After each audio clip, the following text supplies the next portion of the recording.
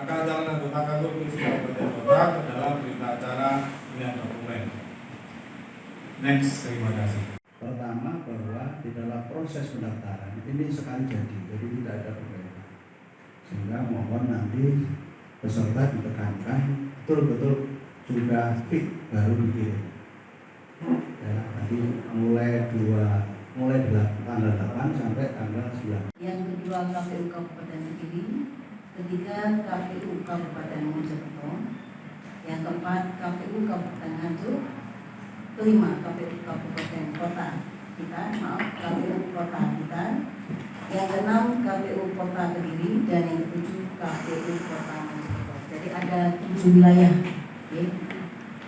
Dan keahlian yang berkaitan dengan penyelenggaraan pemilu, ketatanegaraan dan seterusnya tidak saya baca karena sudah ada saja.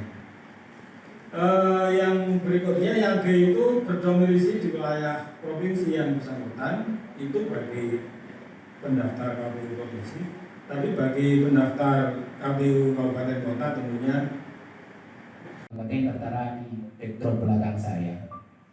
Nah, apa-apa yang kemudian perlu disampaikan kepada masyarakat akan disampaikan oleh Pak Hambali maupun Ibu Desi dengan satu harapan penjenengan akan bisa menyebarluaskan informasi ini sehingga partisipasi masyarakat untuk mengikuti pemilihan atau pendaftaran calon anggota Jelaskan kepada publik ataupun stakeholder penyelenggara pemilu lebih khususnya, karena sebenarnya ini rekrutmen yang untuk profesi tertentu ya, dan ini bisa lebih maksimal karena kita hanya punya waktu sampai tanggal 18, sehingga ini bisa diproses persyaratan-persyaratan yang memang berkaitan dengan pihak ketiga, misalkan surat dari pengadilan, kemudian juga SKCK, surat kesehatan dan sebagainya. Pak, penekanan tadi soal tidak adanya berkas perbaikan juga. Ya, jadi sebenarnya kita karena waktunya juga tidak memungkinkan, tentu berlaku sistem gugur dalam hal administrasinya ya. Jadi dalam hal pendaftaran calon anggota KPU Kabupaten Kota ini memang tidak ada perbaikan, sehingga peserta betul-betul harus mencermati kelengkapan dari yang disyaratkan. Yang kedua, mohon juga nanti berkas-berkas itu selengkap mungkin, karena itu juga kita bobot. Ketika nanti di dalam proses penentuan masuk 20 besar, 10 besar, itu akan memiliki satu pertimbangan tersendiri dari berkas itu sendiri. Kenapa menggandeng dengan pihak media sosialisasi?